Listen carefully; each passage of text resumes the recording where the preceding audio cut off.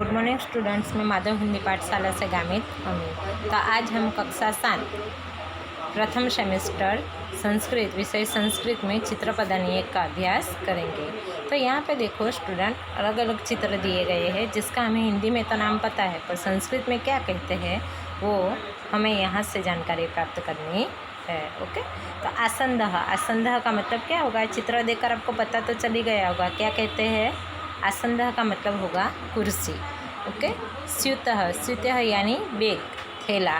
पत्रभार यानी पत्रभार, जो कागज़ या उस पर वजन रखने के लिए जिसका उपयोग होता है ना, उसे पत्रभार कहा जाता है। ओके, आसंदह, आसंदह का मतलब क्या होगा? कुर्सी, कुर्सी। स्यूतः, स्यूतः का मतलब क्या होगा? थैला, बैग। ओके, पत्रभार का मतलब क्या होगा? पत्रभार। ओके, चलो अब देखते हैं समीकरण। समीकरण का मतलब क्या होगा? स्त्री। क्या होगा? स्त्री, स्त्री। भ्रमण भाषा का मतलब होगा फोन, मोबाइल। पहाड़, पर्वतः का मतलब होगा पहाड़। ओके स्टूडेंट, तो आपको इस तरीके से याद रखना है। चलो अभी पर्यंकः, पर्यंकः यानी क्या होगा? बेड, पलंग।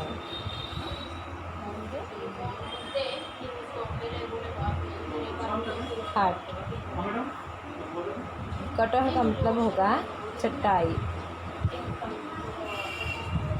दंडदीप का मतलब होगा ट्यूबलाइट।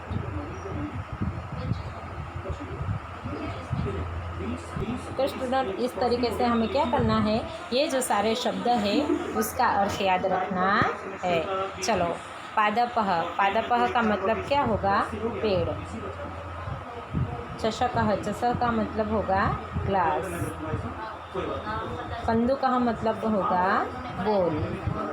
ओके स्टूडेंट, तो इस तरीके से हमें क्या करना है, ये शब्द के जो सारे मतलब है उसे याद रखने हैं। आपको पता चल गया ना, ये जो हम हिंदी में, गुजराती में, इंग्लिश में जो शब्द का नाम जानते हैं उसका संस्कृत में भी अलग अलग नाम हो सकते हैं। देखो, आसंदः, आसंदः कुर्सी को हम क्या कहते हैं इंग्लिश में? चेयर। ओके, स्यूतः, स्यूतः यानी क्या होगा? बैग। ओके, थैला भी कहते हैं ना। पत्रभार, पत्रभार को इंग्लिश में क्या कहते हैं? Paper wait. ओके, फिर यहाँ पे देखो समीकरण, समीकरण का मतलब क्या होगा? स्त्री, आयरन। भ्रमण भाषा, भ्रमण भाषा का मतलब क्या होगा?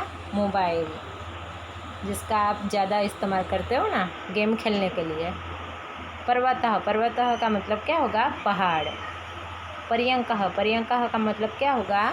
पलंग, बेड, खटिया, ऐसे कहते हैं ना। कटह, कटह का मतलब क्या होगा? चटाई।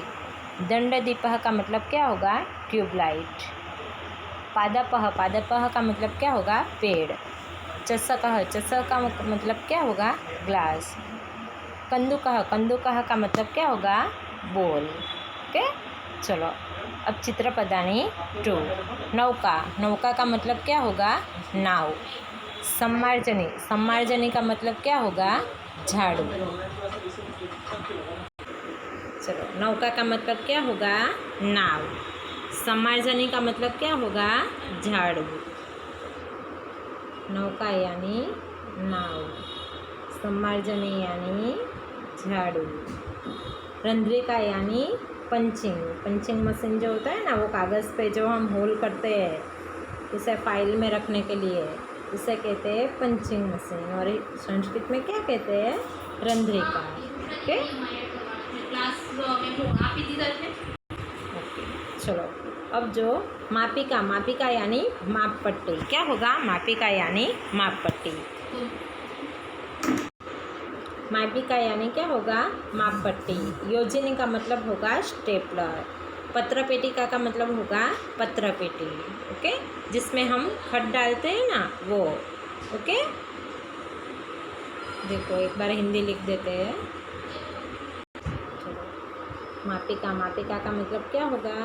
माप पट्टी। फिर योजनी का मतलब क्या होगा? स्टेपलर। पत्र पेटिका का मतलब क्या होगा? पत्र पेटी यानी जिसमें हम खत डालते हैं ना वो। अभी तो कोई खत नहीं लिखता, अभी तो सब SMS है ना। SMS किया, तुरंत पहुंच गया। ओके, चलो। अब वृक्ष शायिका। वृक्ष शायिका का मतलब क्या होता है? गिलहरी।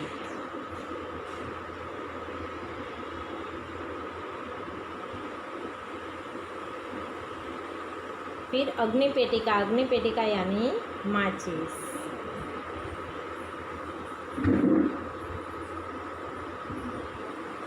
फिर निश्रेणी। निश्रेणी यानी सीढ़ी। ओके। सूचिका यानी सुई। सूचिका का मतलब क्या होगा? सुई। जपमाला यानी माला। आप तो माला नहीं करते हो, आप तो गले में पहन कर घूमते हो ना। हाँ, तो फिर तुला। तुला यानी तराजू। अब तो फैशन बन गई है ना माला पहनने की।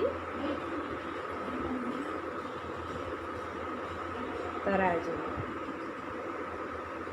ओके, चलो अब आगे देखते हैं। एक बार रिवीजन कर देते हैं चित्रपदानी 1 और 2 का। ओके, याद रखना है और आपको कॉपी में भी लिख लेना है ताकि जब एग्ज़ाम में आए ना तो आपको कोई मुश्किल ही ना हो। आसन यानी कुर्सी। स्यूत यानी बैग थैला। पत्रभार यानी पत्रभार। समीकर यानी स्त्री। ब्राह्मण भाषा यानी मोबाइल फ़ोन। पर्वत यानी पहाड़। पर्यंक यानी खटिया बेड। कट यानी चटाई। दंडदीप यानी ट्यूबलाइट। पादप यानी पेड़। चषक यानी गिलास। कंदुक यानी बोल। नौका यानी नाव। सम्मार्जन यानी झाड़ू। रंध्रिका यानी पंचिंग मशीन। मापिका यानी मापपट्टी। योजनी यानी स्टेपलर। पत्रपेटिका। पत्रपेटिका का मतलब क्या होगा? पत्रपेटी। वृक्ष शायिका यानी गिलहरी। अग्निपेटिका यानी माचिस। निश्रेणी यानी सीढ़ी। सूचिका यानी सुई। जपमाला यानी माला, जिस पे हम मंत्र जाप करते हैं ना वो। और आप लोग तो सब हाथ में पहन के घूमते हैं, गले में पहन के घूमते हैं, है ना। तुला यानी तराजू। ओके, चलो अब चित्रपदानी 3। युतकम। युतकम यानी क्या होगा? चित्र किसका है? शर्ट। ओके। उपनेत्रम। उपनेत्रम यानी चश्मा, जिसे आँख के ऊपर पहना जाता है उसे क्या कहा? उपनेत्रम। ओके, नेत्र के ऊपर यानी चश्मा। कंकतम। कंकतम यानी कंघी।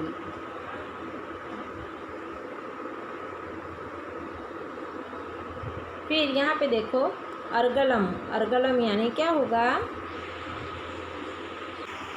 अर्गलम यानी क्या कहते हैं? कुंडी। हम कहते हैं दरवाजे की कुंडी लगा दो।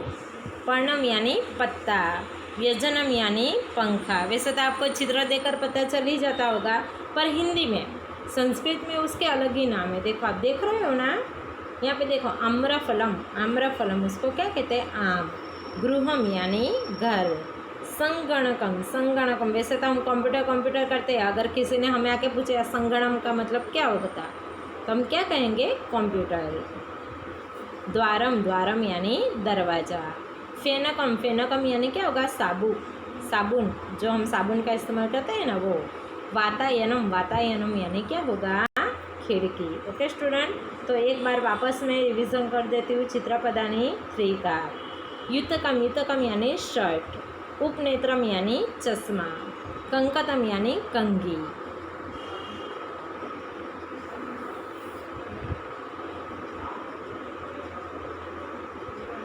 कंघी। ओके, फिर यहाँ पे देखो आगे अर्गलम। अर्गलम यानी कुंडी। कुंडी लगा दो, ऐसा कहते हैं ना, कुंडी। पर्णम यानी पत्ता। व्यंजनम यानी पंखा। व्यंजनम भी होता है। व्यंजनम यानी सब्जी होती है, इसलिए ना अलग अलग एक साथ मत कर देना। फिर आम्रफलम। आम्रफलम यानी क्या होगा? आम।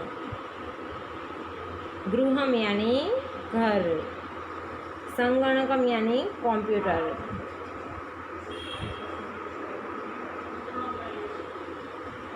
ओके। द्वारम, द्वारम यानी क्या होगा?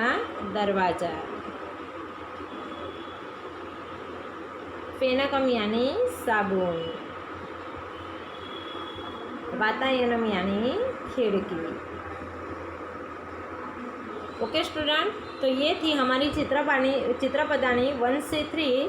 तो जिसका आज हमने अभ्यास किया, तो आपको वापस एक बार कॉपी में लिखकर याद कर लेना है। ओके स्टूडेंट, तो चलो अब हम नेक्स्ट लेक्चर में मिलते हैं। उससे पहले आपको ये याद कर लेना है।